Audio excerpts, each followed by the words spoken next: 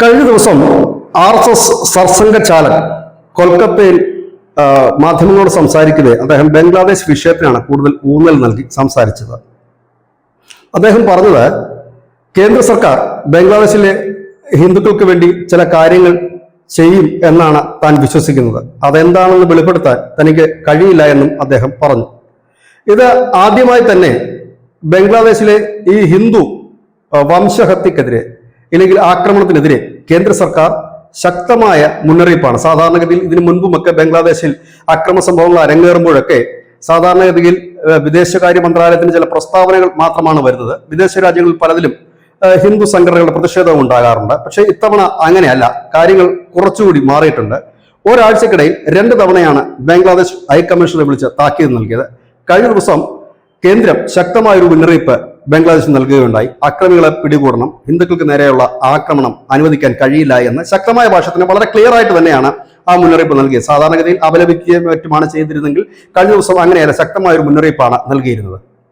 അതിന് പിന്നാലെ ബംഗ്ലാദേശി മാധ്യമങ്ങളുടെ ഒരു റിപ്പോർട്ട് പുറത്തു വന്നു. അവർ പറയുന്നത് ബംഗ്ലാദേശിൽ നടന്ന ഈ 73 ആക്രമണങ്ങളിൽ അത് വ്യാജ വാർത്തയുടെ അടിസ്ഥാനത്തിലായിരുന്നു. അതായത് മതനിന്ദ ആരോപിച്ച് ആൾക്കൂട്ടം ഈ ഹിന്ദുക്കളെ ആക്രമിക്കുകയായിരുന്നു. അങ്ങനെ 73 അങ്ങനെ വ്യാജ രീതിയിൽ ഫേസ്ബുക്കിലും മറ്റുമൊക്കെ പ്രചരിപ്പിക്കും ഇവർ ദേവനിന്ദ നടത്തിയെന്ന്. അങ്ങനെ ആൾക്കൂട്ടം വരുന്നു, ഇവരെ ആക്രമിക്കുന്നു. അങ്ങനെയാണ് 73 കേസുകൾ സംഭവിച്ചത് എന്ന് പറഞ്ഞ് അവരൊരു വാർത്തകളും നൽകുകയുണ്ടായി. അതായത് അവിടുത്തെ വിദേശകാര്യ ഉപദേഷ്ടാവിനെ ഉദ്ധരിച്ചുകൊണ്ടാണ് ഈ വാർത്തകളൊക്കെ വന്നിരുന്നത്.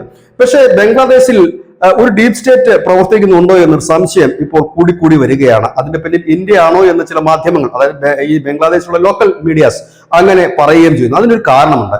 ഇത്രയും നാള് ബംഗ്ലാദേശിൽ നിന്ന് നാം കേട്ടിരുന്ന ശബ്ദം ഇന്ത്യക്കെതിരെ ആക്രോശിക്കുന്ന നേതാക്കന്മാരുടെ ശബ്ദമായിരുന്നു. ഇല്ലെങ്കിൽ ഇന്ത്യയെ തകർക്കുമെന്ന് പറയുന്ന, ഇല്ലെങ്കിൽ ഇന്ത്യക്കെതിരെ വാളെടുക്കാൻ പറയുന്ന ഒരു ശബ്ദമായിരുന്നു നമ്മൾ കേട്ടതെങ്കിൽ കഴിഞ്ഞ കുറച്ച് ദിവസങ്ങളായി, അതായത് വിരലെണ്ണാവുന്ന ദിവസങ്ങൾ കൊണ്ട് എല്ലാം കീഴ്മേൽ മറിയുന്നു. ഇപ്പോൾ ബംഗ്ലാദേശിൽ നടക്കുന്നത് ഇന്ത്യ വിരുദ്ധ പ്രകടനങ്ങളോ ഇന്ത്യ വിരുദ്ധ പ്രക്ഷോഭങ്ങളോ അല്ല, പകരം അവിടുത്തെ സർക്കാരിനെതിരെ ചടുലമായ നീക്കങ്ങളാണ് നടക്കുന്നത് എന്നുള്ളതാണ്. ഇതെന്താണ് സംഭവിച്ചതെന്ന് ആർക്കും മനസ്സിലാക്കാൻ കഴിയാത്ത വിധം എന്ന് നമ്മൾ പറയേണ്ടി വരും. കാരണം ഇന്നലെ വരെ നമ്മളെ നിശിതമായി ഭീഷണിപ്പെടുത്തിക്കൊണ്ടിരുന്നവർ, ചീത്ത വിളിച്ചുകൊണ്ടിരുന്നവർ പൊടുന്നനെ അവർ മാറി മറിയുന്നു എന്നുള്ളതാണ് മറ്റൊരു അവസ്ഥ. അതായത് നമ്മൾക്ക് നേരെ വന്ന അസ്ത്രങ്ങൾ ഇപ്പോൾ എല്ലാം അവർക്ക് നേരെ തിരിയുന്ന ഒരു സാഹചര്യം, ഒരു അസാധാരണ സാഹചര്യമാണ് അവിടെ സൃഷ്ടിക്കപ്പെട്ടത്. അതിൽ പ്രധാനപ്പെട്ടത് ഈ യൂനസ് സർക്കാരിനെ അധികാരത്തിൽ ഏറ്റുന്നതിന് വേണ്ടി രൂപീകൃതമായ വിദ്യാർത്ഥികളുടെ സംഘടന, വിദ്യാർത്ഥി പ്രക്ഷോഭമായിരുന്നു ഈ ഷേഖ് ഹസീനെ അവിടെ നിന്ന് പലായനം ചെയ്യാൻ പ്രേരിപ്പിച്ചത്. ആ സംഘടന എന്ന് പറയുന്നത് ഇൻക്വിലാബ് മഞ്ച് എന്ന് പറയുന്ന സംഘടനയായിരുന്നു. ആ സംഘടനയുടെ നേതാവായിരുന്നു ഉസ്മാൻ ഹാദി. ആ ഉസ്മാൻ ഹാദിയാണ് ബംഗ്ലാദേശിൽ വെടിയേറ്റ് മരിച്ചത്. ആ വെടിയേറ്റ് മരിച്ചതിന് ശേഷം വലിയ രീതിയിൽ തന്നെയുള്ള പ്രക്ഷോഭം ഇന്ത്യക്കെതിരെ അവിടെ അരങ്ങേറി. അതിനൊരു പ്രധാനപ്പെട്ട കാരണം ബംഗ്ലാദേശിലുള്ള പോലീസിന്റെ ആദ്യത്തെ പ്രസ്താവനയായിരുന്നു.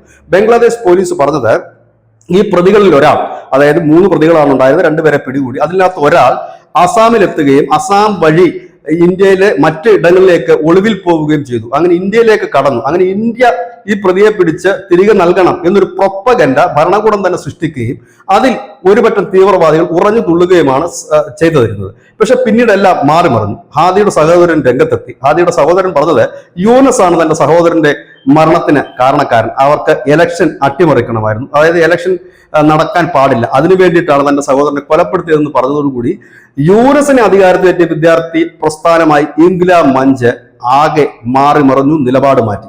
അവർ പ്രക്ഷോഭങ്ങൾ പ്രഖ്യാപിച്ചു. ഇന്നിപ്പോൾ കേൾക്കുന്ന വാർത്ത പ്രക്ഷോഭം തുടങ്ങി എന്നാണ്. ഢാക്കയ്ക്ക് അടുത്തുള്ള ഷബാഗ് എന്ന് പറയുന്ന ഒരു നഗരം അവർ പിടിച്ചെടുത്തിരിക്കുന്നു. ആ നഗരത്തിൽ അവർ കുത്തിയിരിക്കുന്നു. ബംഗ്ലാദേശിന്റെ പല ഭാഗത്തെ റോഡുകൾ അവർ ഉപരോധിച്ചിരിക്കുന്നു. സമാനമായ രീതിയിൽ തന്നെയായിരുന്നു ഷേഖ് ഹസീനയ്ക്കെതിരെ പ്രക്ഷോഭം തുടങ്ങിയത് എന്നുള്ളത് പ്രേക്ഷകർ ഇപ്പോൾ ഓർക്കുന്നുണ്ടാകും. ഏതായാലും അവരുടെ ഒരു മുദ്രാവാക്യമാണ് വളരെ ശ്രദ്ധേയകരം. അവർ പറഞ്ഞിരിക്കുന്നത് ഇന്ന് ഷബാഗ്, അതായത് ഇപ്പോൾ അവർ ധാക്കയിൽ കുത്തിയിരിക്കുന്നില്ലെങ്കിൽ അവർ പിടിച്ചെടുത്ത പ്രദേശമാണ് ഷബാഗ്. ഇന്ന് ഷബാഗ്, നാളെ ജമുന എന്നാണ്. ഈ ജമുന എന്ന് പറയുന്നത് കണ്ടോൺമെന്റ് ഹൗസ് അല്ലെന്നുണ്ടെങ്കിൽ ഈ യൂനസ് ഇരിക്കുന്ന ആസ്ഥാന കേന്ദ്രമാണ്. അവിടെ ഇപ്പോൾ ഈ വിദ്യാർത്ഥി സംഘടന ഈ ഇൻക്വിലാബ് മഞ്ച് ഒരു മുന്നറിയിപ്പാണ് സർക്കാർ നൽകിയിരിക്കുന്നത്. സർക്കാരിന്റെ ഉപദേഷ്ടാക്കൾ തങ്ങളുമായി ചർച്ച നടത്തണമെന്നും ഈ പ്രതികളെ ഉടൻ പിടികൂടണമെന്നുമാണ് ഇവർ ആവശ്യപ്പെട്ടിരിക്കുന്നത്. അതായത് ഈ കണ്ടോൺമെന്റിൽ ഒളിച്ചിരുന്നുണ്ട്, അതായത് ഓഫീസുകളിൽ ഒളിച്ചിരുന്നുകൊണ്ട് ഭരണം നടത്താമെന്ന് കരുതരുത്. നിങ്ങളെ പുറത്തിറക്കും എന്ന് മാത്രമല്ല, അല്ലെങ്കിൽ നിങ്ങളെ പുറത്താക്കും എന്ന് മാത്രമല്ല, പകരം നിങ്ങളുടെ ആസ്ഥാനം ഞങ്ങൾ നാളെ നശിപ്പിച്ചെടുക്കും എന്നുകൂടിയാണ് വിദ്യാർത്ഥി പ്രക്ഷോഭം പറഞ്ഞത്. സമാനമായ രീതിയിൽ തന്നെയാണ് ഷെയ്ഖ് ഹസീനയും പുറത്താകുന്ന പ്രക്ഷോഭം ആരംഭിച്ചത്. ആദ്യം ചെറിയ രീതിയിൽ ആരംഭിച്ച വിദ്യാർത്ഥി പ്രക്ഷോഭമായിരുന്നു. പിന്നെ നാൾക്ക് നാൾ അതിന്റെ ശക്തി വർദ്ധിച്ചു വരുന്നു. ആ വർദ്ധിച്ചു വരുന്ന അവസാനം എല്ലാ വിദ്യാർത്ഥികളും കൂടെ ഒഴുകി ഷെയ്ഖ് ഹസീനയുടെ കൊട്ടാരത്തിലേക്ക് ചെല്ലുകയും അവരെ പലായനം ചെയ്യാൻ നിർബന്ധിക്കുകയുമായിരുന്നു. ഇതിന് സമാനമായ നീക്കം തന്നെയാണ് ഇപ്പോൾ ധാക്കയിൽ നടക്കുന്നത്. അതുകൂടാതെ കഴിഞ്ഞ ദിവസം ഖലാസിയയുടെ മകൻ താരിഖ് റഹ്മാൻ ബംഗ്ലാദേശിലെത്തി. 17 വർഷങ്ങൾക്ക് ശേഷമാണ് അദ്ദേഹം ബംഗ്ലാദേശിലെത്തുന്നത്. അദ്ദേഹം BNP പാർട്ടിയുടെ, ബംഗ്ലാദേശ് നാഷണലിസ്റ്റ് പാർട്ടിയുടെ തലവൻ കൂടിയാണ്.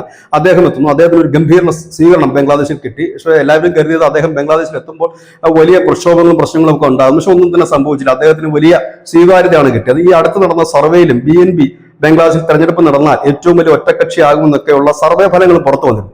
അദ്ദേഹം അവിടെ എത്തി. കഴിഞ്ഞ ദിവസം അദ്ദേഹം ഒരു പടുകൂറ്റൻ റാലി നടത്തി. അതിനുശേഷം ഈ കൊല്ലപ്പെട്ട ഹാദിയുടെ, ഇൻക്ലാബ് മഞ്ചിന്റെ നേതാവിന്റെ ശവകുടീരം അദ്ദേഹം സന്ദർശിക്കുകയും ചെയ്തിരിക്കുന്നു. അപ്പോൾ അവിടുത്തെ ഒരു രാഷ്ട്രീയ മാറ്റത്തിന് ബംഗ്ലാദേശ് ഭാഗമായി തുടങ്ങുന്നു. ഒപ്പം തന്നെ അവരെല്ലാം ലക്ഷ്യം വെക്കുന്നത് യൂനസിനെയാണ്. ഇതിന്റെ ഇടയ്ക്ക് നിർഭാഗ്യകരമായ ഒരു വാർത്ത കൂടി പുറത്തു വരുന്നുണ്ട്. കാലിദാസയുടെ നില അതീവ ഗുരുതരമായി തുടരുകയാണ്. 80 വയസ്സുണ്ട്. മുൻ പ്രധാനമന്ത്രിയും മറ്റുമായിരുന്നു. നമ്മുടെ പ്രധാനമന്ത്രി ശ്രീ നരേന്ദ്രമോദി അവർക്ക് ആരോഗ്യം സുഖം പ്രാപിക്കട്ടെ എന്ന ആശംസയൊക്കെ ഈ അടുത്ത കാലത്ത് നൽകുകയുണ്ടായി. പക്ഷെ വളരെ സീരിയസ് ആയിട്ട് അവരുടെ നില തുടരുകയാണ് എന്നാണ് പുറത്തു വരുന്ന ഒരു വാർത്ത. ഏതായാലും നമ്മൾ അതിലേക്ക് പോകുന്നില്ല. ഇതിന്റെ കൂട്ടത്തിൽ പറഞ്ഞു പോയി എന്ന് മാത്രമേ ഉള്ളൂ. പക്ഷെ ബംഗ്ലാദേശിൽ ആകെപ്പാടെ സ്ഥിതിഗതികൾ മറിയുന്ന ഒരു സാഹചര്യം. അപ്പോൾ യൂനസ് ഒറ്റപ്പെട്ടു നിൽക്കുന്ന അവസ്ഥ. ഇതിനിടയിൽ ഈ ജമാഅത്തെ ഇസ്ലാമി, അതായത് യൂനസിന് ഇപ്പോൾ ആകെ ഒരു പിടിവള്ളി ആയിട്ടുള്ളത് ജമാഅത്തെ ഇസ്ലാമിയാണ്. ആ ജമാഅത്തെ ഇസ്ലാമി രണ്ടായിട്ട് പിളരുന്നു എന്നുള്ള വാർത്തയാണ് കഴിഞ്ഞ ദിവസങ്ങളിലൊക്കെ പുറത്തു വന്നത്. അതിനകത്ത് ഒരു വിഭാഗം ഇപ്പോഴുള്ള പ്രവർത്തനത്തിൽ അതൃപ്തരാണ് എന്നും അതുകൊണ്ട് തന്നെ മറുവിഭാഗം മാറുകയാണ് എന്നുമൊക്കെയുള്ള വാർത്തകളാണ് പുറത്തു വരുന്നത്. അവരൊരു രാഷ്ട്രീയ പാർട്ടി രൂപീകരിക്കാൻ പോകുന്നു എന്ന് പറയുന്നു.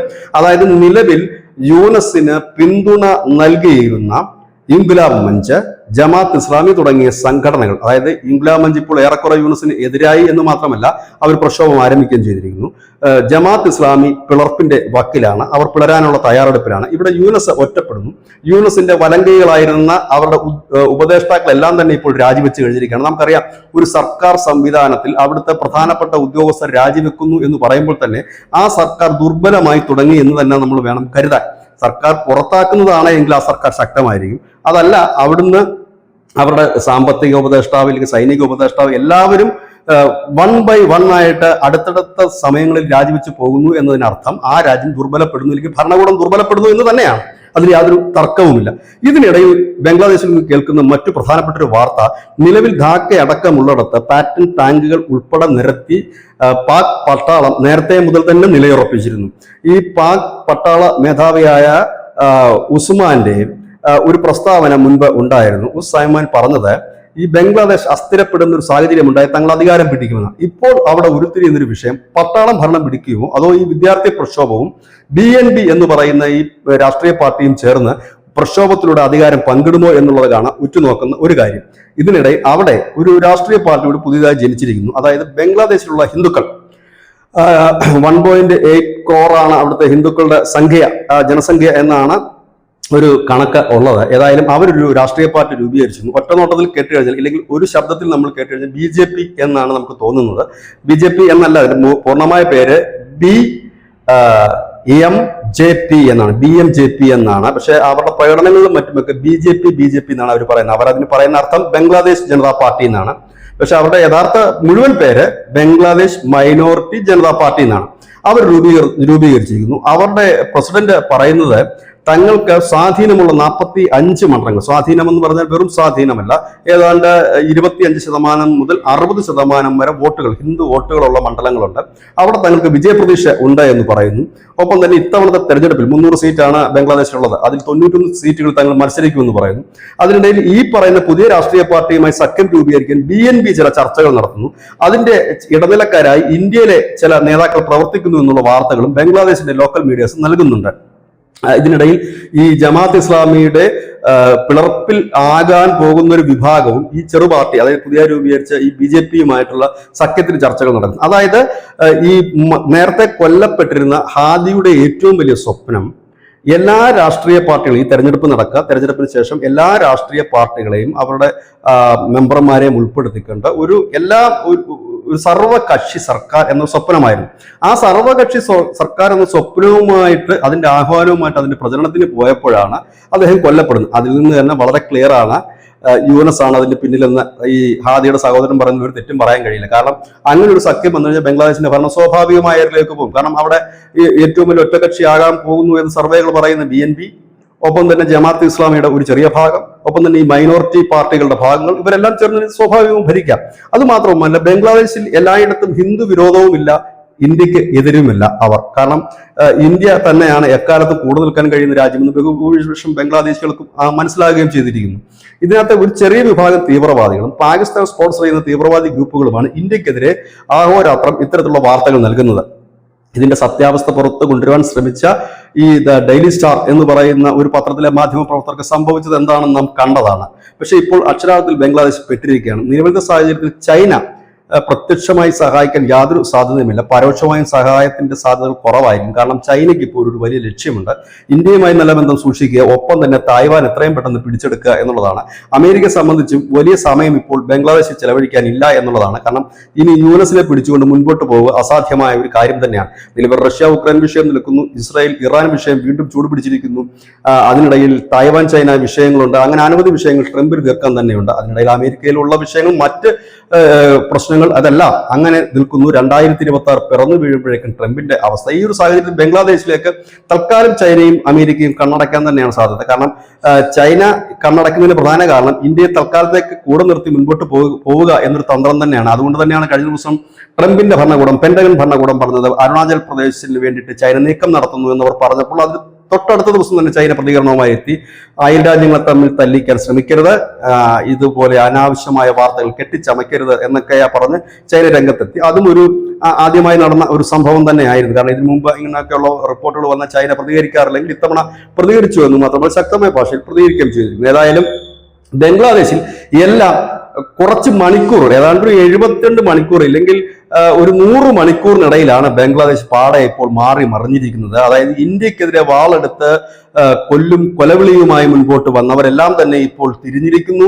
ഇതിനെല്ലാം സൂത്രധാരനായ യുഎൻഎസ് ആണെന്ന് പറഞ്ഞിരിക്കുന്നു. മുമ്പ് നമ്മൾ ഈ ചാനലിൽ തന്നെ പലവട്ടം നമ്മൾ പറഞ്ഞിട്ടുണ്ട്, യുഎൻഎസ് ഒടുവിൽ നാടുവിടേണ്ട ഒരു സ്ഥിതി വരും, പലായനം ചെയ്യും, ഒരുപക്ഷെ സുഖമില്ല എന്ന് പറഞ്ഞ് ചികിത്സയ്ക്കെന്ന രീതിയിൽ പോകും, പിന്നീട് മടങ്ങി വരില്ല എന്ന് നമ്മൾ പറഞ്ഞിട്ടുണ്ട്. കാരണം യുഎൻഎസിന് അധികം നാൾ അവിടെ തുടരാൻ കഴിയില്ല എന്ന് നമ്മൾ ഒരുപാട് തവണ ഈ ചാനലിലെ ഇതേ പ്ലാറ്റ്ഫോമിൽ നമ്മൾ പറഞ്ഞിരുന്നു. ഏതാണ്ട് അതിന് സമാനമായ അന്തരീക്ഷമാണ് ഇപ്പോൾ ബംഗ്ലാദേശിൽ. ഏതായാലും വരും ദിവസങ്ങളിൽ കുറച്ചുകൂടി ചിത്രം വ്യക്തമാകുമെന്ന് പ്രതീക്ഷിക്കാം. ഇത് തന്നെയാണ് ന്യൂസിന്റെ പോയിന്റ്. നന്ദി, നമസ്കാരം.